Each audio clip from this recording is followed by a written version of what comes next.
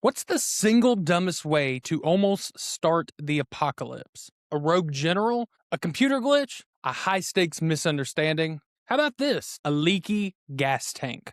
On January 24th, 1961, a B 52 bomber carrying two hydrogen bombs literally fell apart in the sky over North Carolina. As the wreckage rained down, one of those bombs, a weapon over 250 times more powerful than the one dropped on Hiroshima, thought it was being dropped on the enemy. It began arming itself of the many, many safety features designed for this exact oopsie scenario. Almost every single one of them failed. In the end, the fate of millions of people and the entire eastern seaboard hung on the integrity of one tiny, low-tech switch. This isn't a thriller movie. This is the declassified top secret story of how the United States came just one switch of a flip away from accidentally nuking itself. A secret the government tried to bury for over 50 years. So at the height of the Cold War, America's Strategic Air Command had a very simple but insane policy. Keep nuclear-armed bombers in the air 24/7. It was called mutually assured destruction, which is a fancy way of saying everyone was holding a gun to everyone else's head, constantly.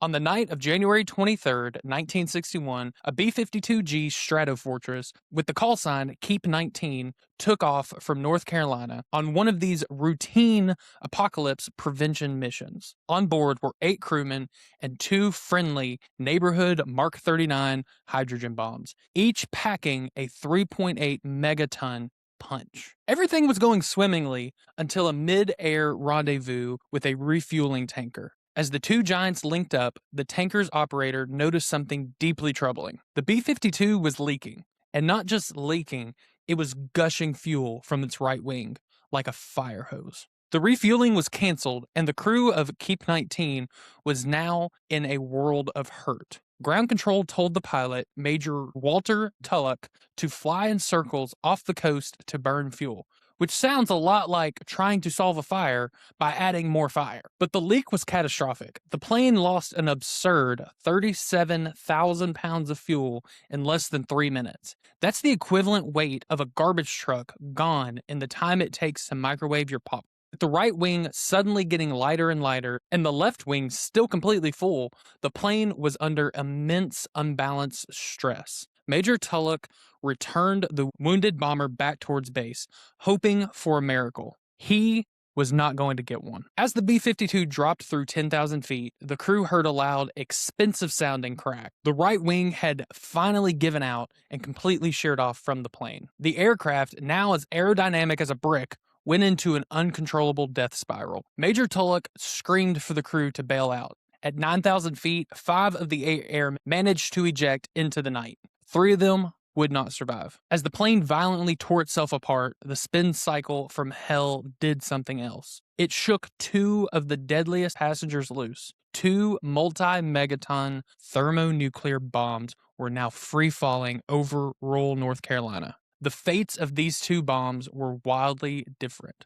Bomb number 1 was a model student. Its parachute deployed perfectly. It floated down gently and landed, relatively unharmed, tangled in a tree. Bomb number 2, however, chose violence. Its parachute failed. It hurtled towards tobacco field at nearly 700 miles an hour, and as it fell, the sheer force of the plane's disintegration started tricking the bomb into thinking it was wartime. It began its arming sequence. All right, so just before we find out how close a switch came to ruining everyone's day forever, let me know in the comments, what do you think is the biggest consequential oops moment of all of history? I'm going to read through every single comment, so let me know. All right, so to understand how close this actually was, don't think of a nuke having one trigger.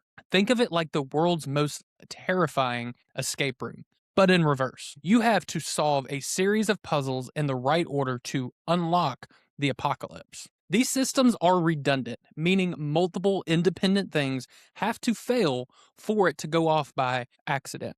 On January 24th, 1961, the universe decided to roll a critical failure on every single safety die. The sheer violence of the plane's breakup perfectly mimicked the actions of a deliberate bomb drop. The lanyards were pulled, arming pins were yanked, and the fusing sequence started. For the bomb plummeting into that field, the process went shockingly well. It went through trajectory arming, barometric switches sensed the drop in altitude and closed. A generator that powered the firing mechanisms spun up and activated. The crash itself even apparently slammed an indicator drum to the armed position. A declassified report from the Sandai National Laboratories, the people who literally build and safety check nukes, confirmed the horrifying truth. The bomb had done almost everything that it needed to detonate. By the time it hit the ground and shattered, only one final safety mechanism stood between North Carolina and a 3.8 megaton blast. It was a simple, low-voltage, ready-safe switch. It was the very last gate, a switch the pilot was supposed to flip manually just before a combat drop. In the chaos, the switch had remained in the safe position, and it held. Parker F. Jones, the head of nuclear safety at Sandia Labs, later wrote in a 1969 memorandum that one simple dynamo technology low voltage switch stood between the United States and a major catastrophe. He dry-lie concluded that it was entirely credible to imagine the final switch short-circuiting on impact and failing. Credible is a fun professional word for we are all outrageously lucky to be alive. And the aftermath was the scene that you might call focused freaking out. The Air Force descended on the quiet farming community with all of the subtlety of a herd of elephants, desperate to find their two missing doomsday devices. The first bomb, the one politely hanging in a tree, was found pretty quickly. Finding the second one was a complete nightmare. It had pancaked into a swampy field and buried itself deep in the mud like a shy, multi-megaton gopher. For weeks, crews excavated the site, recovering shattered pieces of the weapon. They found most of it, including the little switch that had saved the world. But they never got all of it. The thermonuclear secondary stage, packed with the uranium, had burrowed so deep into the soft ground it was declared unrecoverable. To this day, a significant piece of a hydrogen bomb remains buried under that field in North Carolina. The government bought the digging rights to the land basically to make sure no one ever decided to build a swimming pool there. So for over 50 years, the official story was that there was never any danger. It was not until 2013 when author Eric Schlosser got his hand on that declassified report. The full story came out. Robust, redundant safety systems had all failed, and a nation was saved by pure dumb luck. The Goldsboro incident was a terrifying wake-up call. It was one of several Broken Arrow incidents, which is the Pentagon's way cooler name for, oh crap, we dropped a nuke that rattled the new Kennedy administration. Kennedy ordered a complete overhaul of nuclear safety, which led to permissive action links, or PALs. These are basically secret codes that have to be physically entered to arm a weapon, adding a layer of control that can't be accidentally triggered by, say, your plane falling out of the sky. But the real lesson here isn't just about the accident. It's that we create complex systems with layers of backups, believing that if one part fails, another will catch it.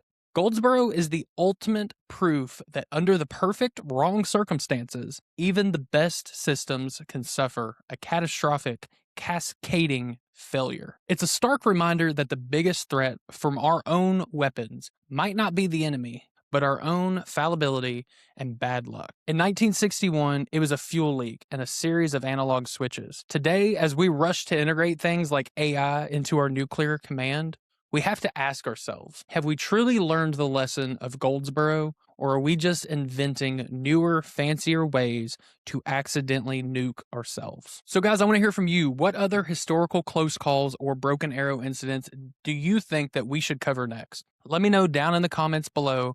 And if you want more stories about how we almost accidentally ended the entire world, make sure to subscribe and hit that bell icon. Other than that, guys, I appreciate you tuning in.